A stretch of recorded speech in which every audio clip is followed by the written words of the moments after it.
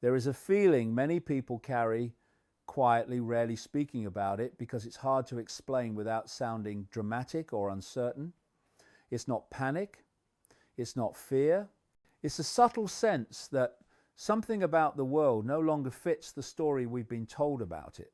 Life continues, routines remain intact, and yet beneath the surface there's a persistent unease, as if reality itself has become thinner, faster, less grounded than it once was.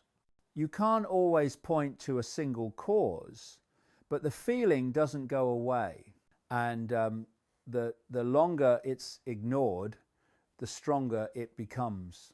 This feeling doesn't arrive suddenly. It builds slowly through everyday experience. Conversations feel shallow. Explanations feel incomplete. Important decisions are rushed while deeper questions are postponed indefinitely. Time feels compressed, not because there isn't enough of it, but because attention is never allowed to settle long enough to experience it fully. People move quickly from one reaction to the next, rarely pausing to ask whether any of it makes sense as a whole. And in that constant motion, something essential is missed.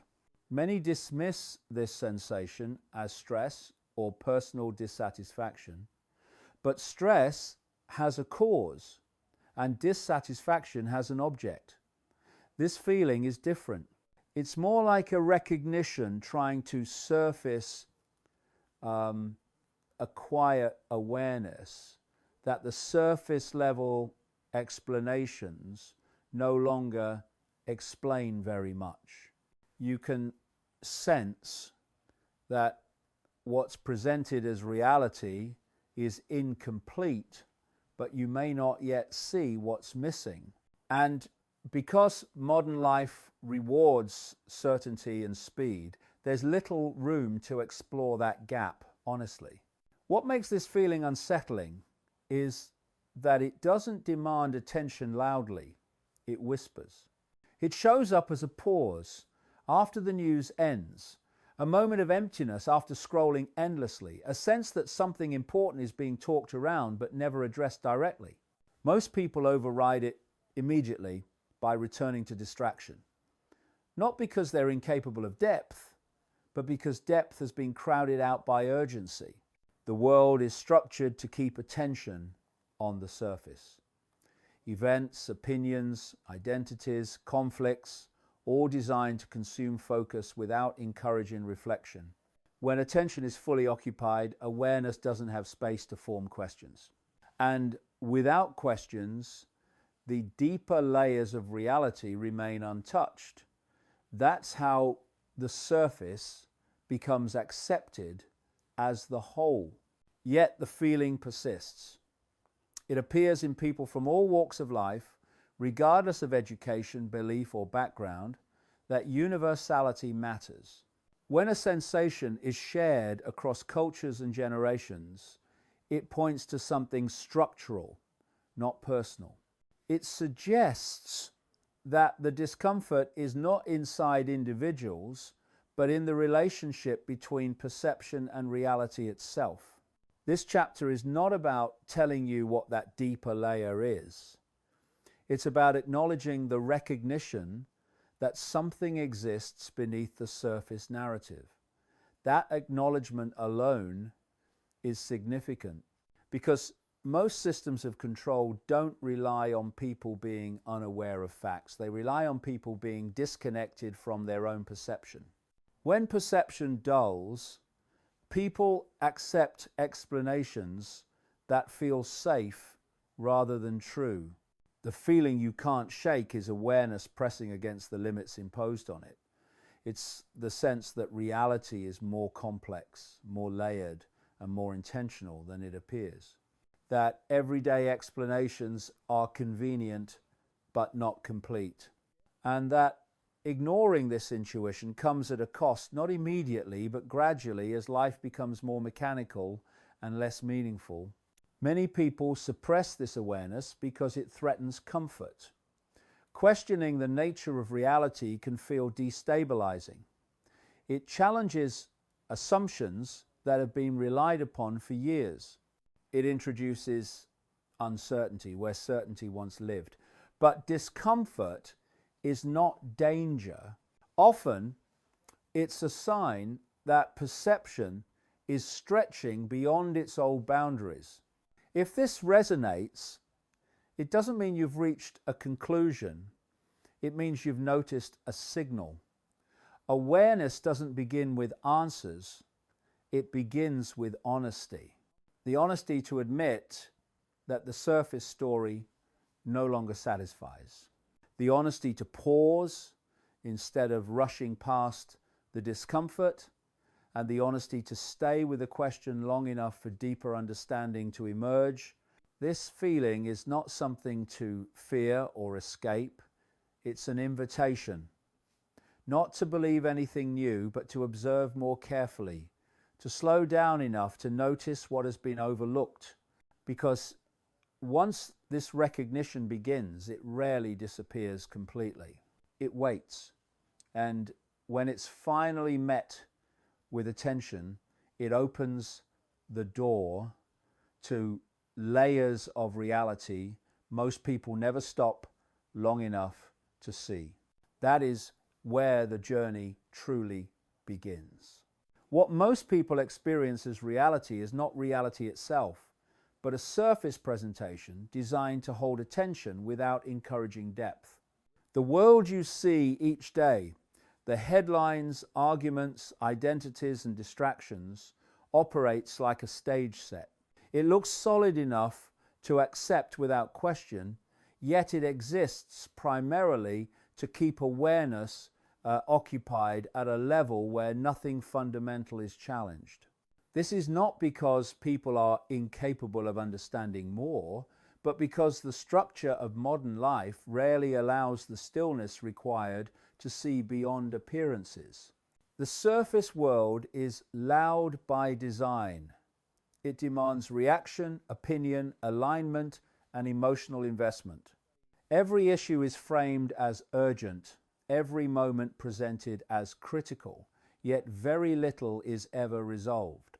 The same patterns repeat under different names, giving the illusion of change while preserving the underlying structure. People argue fiercely about outcomes while rarely questioning the framework producing them. Attention is kept busy, but understanding is kept shallow. This is how illusion works best, not by hiding truth completely, but by burying it under constant stimulation. When awareness is overwhelmed, it stops probing. It accepts the nearest explanation simply to keep moving. Over time, this becomes normal. People grow accustomed to living inside effects rather than examining causes. They mistake activity for progress and information for insight. The illusion of the surface world also relies on fragmentation. Reality is broken into categories. Politics here, economics there, personal life somewhere else. Each is discussed in isolation, preventing people from seeing how they interlock. Fragmentation blocks pattern recognition. And without patterns, events appear random rather than coordinated, chaotic rather than directional. This keeps people responding to symptoms instead of understanding systems. Another feature of the surface illusion is identity fixation. People are encouraged to define themselves by labels, beliefs, roles, affiliations, and then defend those labels as if they were the self. Identity creates emotional attachment, and emotional attachment reduces perception. Once identity is threatened, awareness collapses into defense. Questions stop. Observation ends. The illusion tightens its grip without needing force. Most people don't realize they are living inside a surface narrative because it feels normal. It's what they were born into. It's what is rewarded socially. Questioning it can feel isolating, uncomfortable, even risky. And so the illusion persists not because it is strong, but because it is familiar. Yet cracks appear. They always do. The surface explanations begin to contradict each other. Promises fail to materialize. Solutions generate new problems. People feel informed yet powerless. Engaged yet disconnected. Busy yet unfulfilled. These contradictions are not accidents. They are signals that the surface story is incomplete. The illusion depends on speed to survive. When everything moves quickly, there is no time to integrate experience, no time to ask why, no time to notice repetition. Slowing down threatens the illusion because it allows awareness to link fragments into a whole. That is why distraction is constant, not because attention is weak, but because it is valuable. If you are sensing that the surface world feels hollow, it's because awareness is beginning to push past the presentation layer. This does not mean rejecting everything you see. It means seeing it for what it is, a narrow slice of a much larger structure. The surface is not false. It's incomplete. And treating the incomplete as complete is how illusion maintains itself. The moment you recognize this, the world doesn't disappear, it changes texture. You stop being pulled so easily into outrage. You notice repetition where you once saw novelty. You begin to sense that what's missing is not more information, but deeper context. And that context exists beyond the surface narrative. This chapter is not asking you to abandon the world. It's asking you to see it with new depth. To recognize that what is presented as reality is a carefully maintained layer designed to manage attention. Beneath it lies structure, pattern, and intention, not necessarily sinister in appearance, but deeply consequential in effect. Understanding this doesn't make you special, it makes you observant. And observation is the first step towards seeing just how deep the illusion actually goes. The most effective forms of control do not announce themselves, enforce compliance openly, or rely on constant force. They work quietly through normalization, conditioning, and habit until control feels like reality itself. When control is visible, it invites resistance. When it is invisible, it invites participation. And modern systems are built not to dominate from above, but to shape perception from within. Invisible control begins by defining what is normal. Once normal is established, anything outside it can be dismissed without examination. People don't need to be told what not to think if they've already learned which thoughts are acceptable. This is far more efficient than censorship. The mind becomes its own gatekeeper, rejecting unfamiliar ideas automatically, not because they are wrong, but because they feel out of place. This is how control embeds itself into culture rather than law. It shows up in what is rewarded, what is mocked, what is ignored. It trains people to seek approval, belonging, and validation from external structures.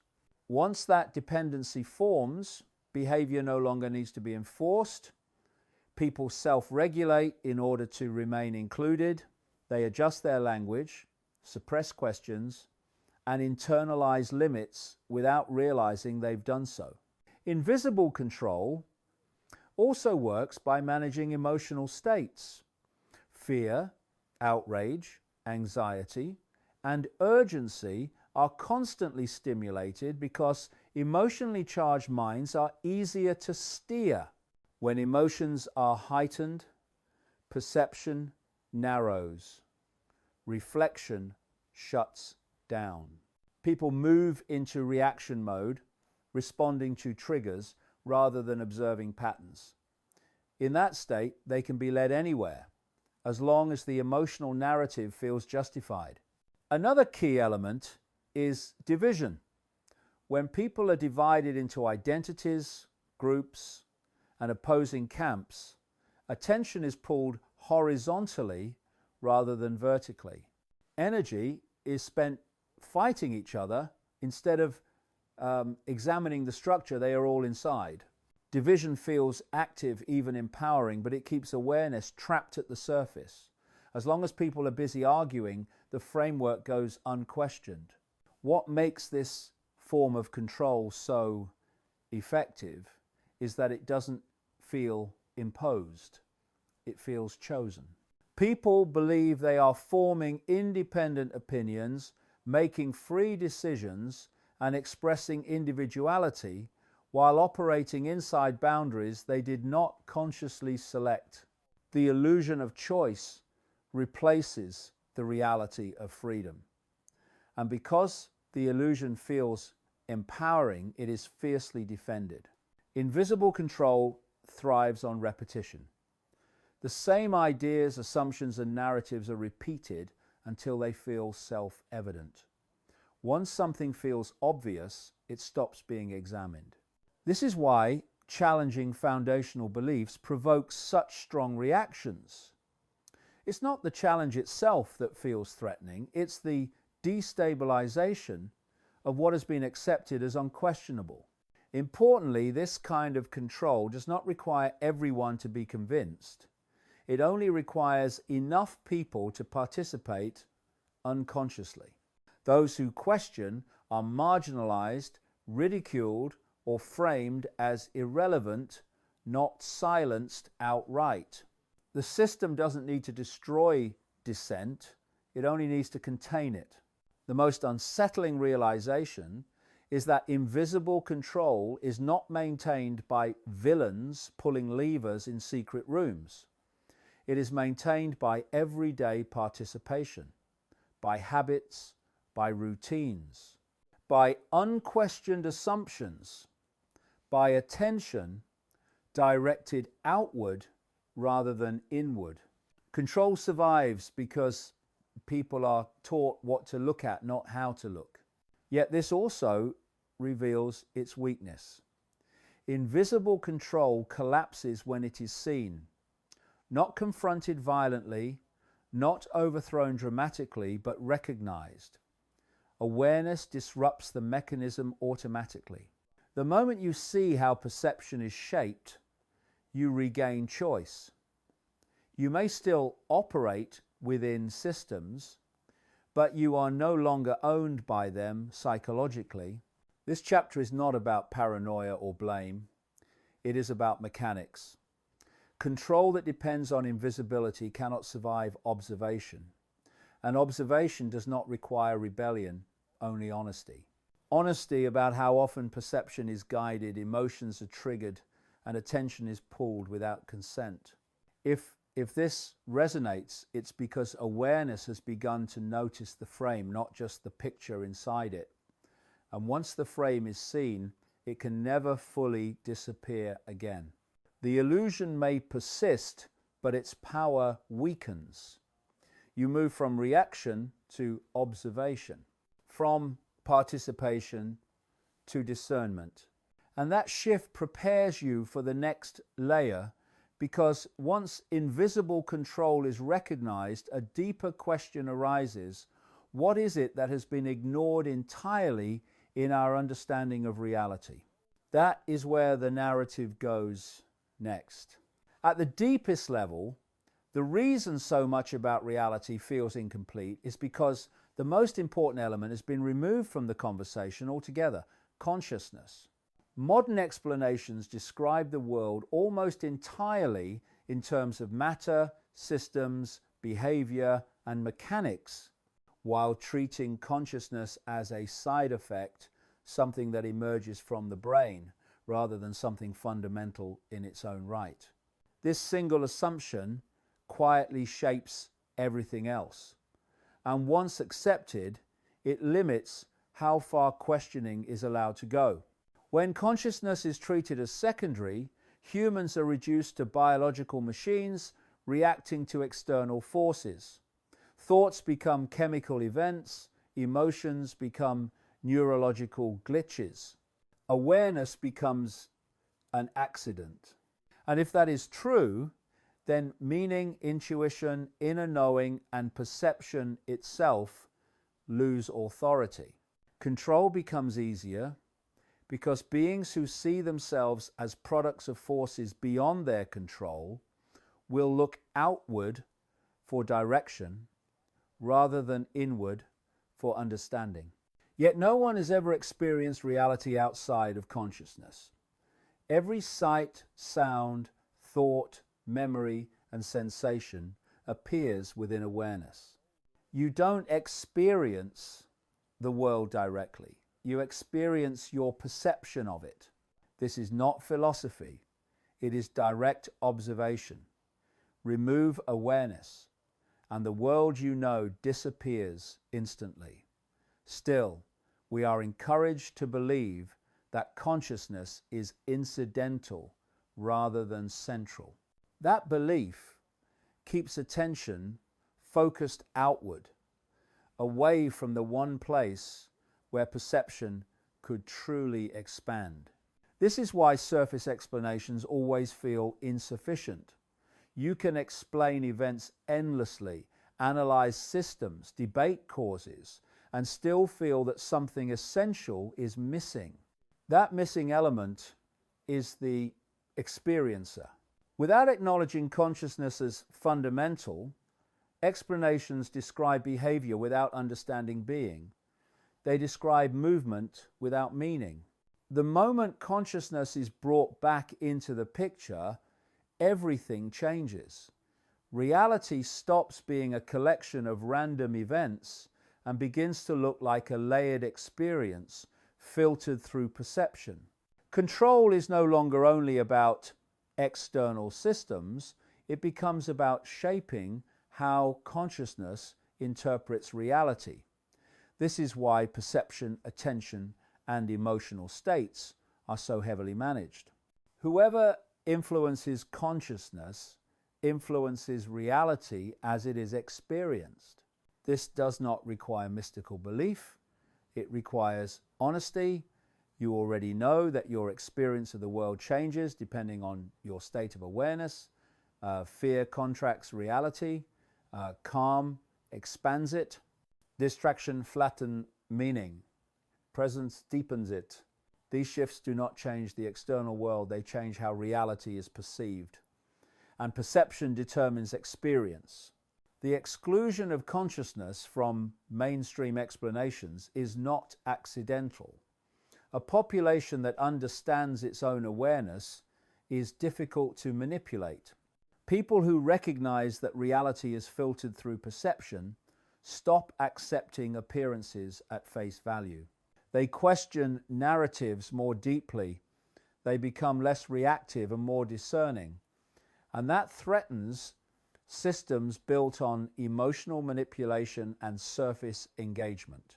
This is also why consciousness is often reduced to spirituality, belief, or abstract philosophy, safely separated from politics, economics, and power.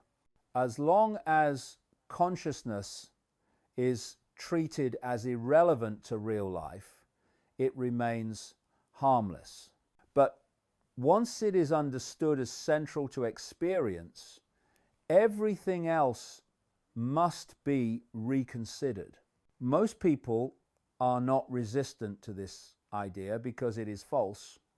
They are resistant because it destabilizes identity.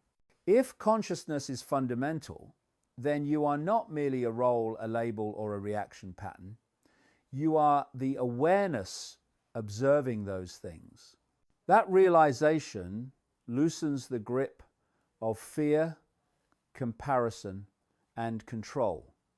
It creates space, and space is dangerous to systems that depend on constant pressure.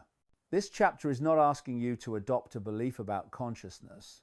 It is asking you to notice something already true in your experience. You are aware, and that awareness is not owned by the systems you live within. It is prior to them, deeper than them, and capable of observing them without being consumed by them. Once consciousness is acknowledged as central, the illusion of the surface world begins to crack further. Control mechanisms become visible. Emotional manipulation becomes obvious. Speed loses its power to overwhelm. Not because the world changes, but because perception does. The reason most people are not ready to go deeper has very little to do with intelligence, education, or curiosity. In fact, many highly intelligent and well-informed people resist depth more strongly than others. The barrier is not lack of capacity, it is conditioning. From an early age, people are trained to seek certainty, stability, and approval, and to avoid questions that threaten identity, belonging, or comfort. Depth challenges all three at once, which is why it is quietly discouraged rather than openly attacked. To go deeper means to question assumptions that have supported a sense of normality for years. It means accepting that what felt solid may be provisional, and what felt complete may be partial. For many, that feels destabilizing, even dangerous, not because something bad will happen externally, but because inner reference points begin to shift. When long-held beliefs are questioned, the mind interprets it as loss. Loss of certainty, loss of social alignment, loss of control, and the mind's primary function is to preserve what feels familiar. This is why resistance often shows up as dismissal rather than argument. People say, that's interesting, but I'm not into that, or I don't have time to think about this, or it doesn't really matter. These are not intellectual objections. They are protective reflexes. The nervous system senses that going deeper would require slowing down, becoming more present, and tolerating uncertainty, all things modern life actively discourages. Another reason most people aren't ready is that depth removes excuses. When reality is seen only at the surface level, it's easy to blame systems, leaders, circumstances, or fate for how life feels. When depth is acknowledged, responsibility shifts inward, not blame responsibility for attention, perception, and reaction, and responsibility without clear instructions can feel overwhelming. It's often easier to follow a narrative than to observe one. Depth also threatens identity. Many people are deeply invested in who they believe themselves to be, their roles, opinions, beliefs, and affiliations. These identities provide a sense of structure and belonging. But depth reveals that identity is not fixed, it is a construct. And when identity loosens, fear often appears. People worry they will lose themselves when in fact they are being invited to see beyond the mask they've been wearing unconsciously. Stillness is another major barrier. Depth requires pauses. It requires moments where nothing is happening externally so that awareness can register internally. But stillness feels uncomfortable to a mind trained on speed and stimulation. Silence can feel like emptiness. Reflection can feel unproductive. So people avoid it, not realizing they are avoiding the very condition in which clarity arises. Importantly, resistance does not mean people are incapable of depth forever. Readiness is not permanent. It fluctuates. Life experiences, exhaustion with surface explanations, or repeated disillusionment can soften resistance over time. Many people who resist depth early in life find themselves drawn to it later when the surface world no longer satisfies. Readiness arrives when the cost of staying shallow becomes greater than the discomfort of going deeper. This is why depth cannot be forced. Trying to convince people often hardens resistance. Awareness opens when it is invited gently, when questions are allowed to linger, when recognition is met with patience rather than urgency. That is why messages that go deep tend to resonate with some and bounce off others entirely. It's not about truth versus falsehood. It's about timing. If you're still listening, still engaged, still curious, it doesn't mean you are superior.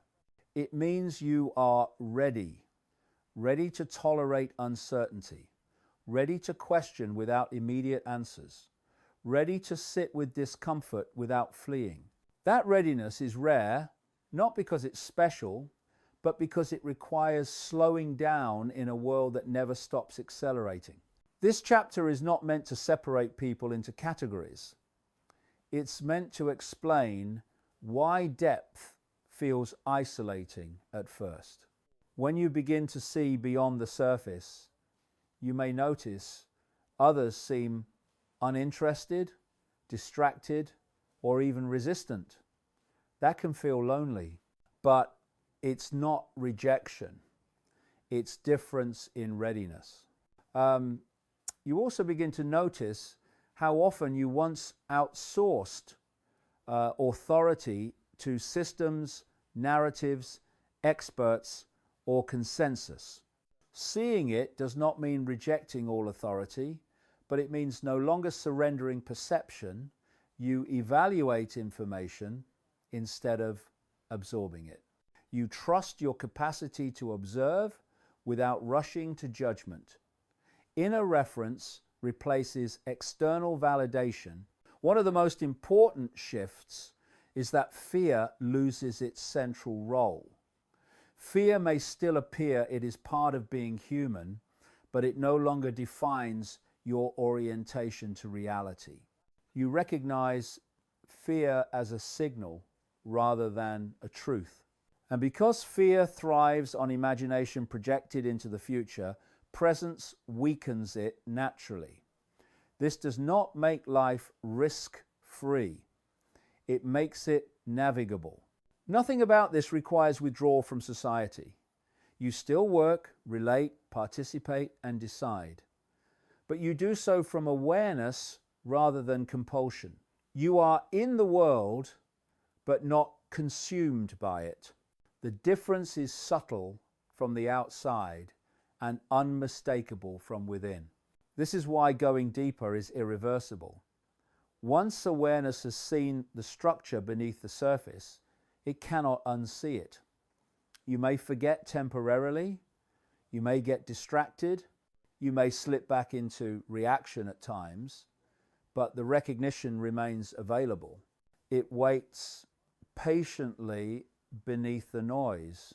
And this is the part most people misunderstand. Seeing it is not about being right. It's not about knowing secrets. It's not about superiority. It's about relationship, your relationship to reality, to perception, to attention. When that relationship changes, everything else rearranges naturally. The journey does not end here. There is no final conclusion, no arrival point. Depth continues to unfold as long as attention remains honest, but what has changed is that you are no longer asleep to the process, you are no longer confined to the surface story. You see enough to move with clarity rather than confusion. This is why it goes deeper than most people are ready for. Not because the truth is hidden, but because depth requires presence. And presence cannot be rushed, outsourced, or forced. Once you see it, you don't escape reality. You finally meet it